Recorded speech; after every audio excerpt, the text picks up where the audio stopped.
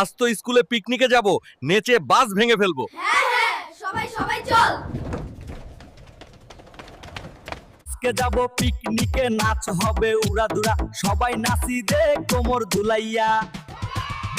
আহা, সবাই দে না নাইস বক্সে দিয়ে ডিজে গান।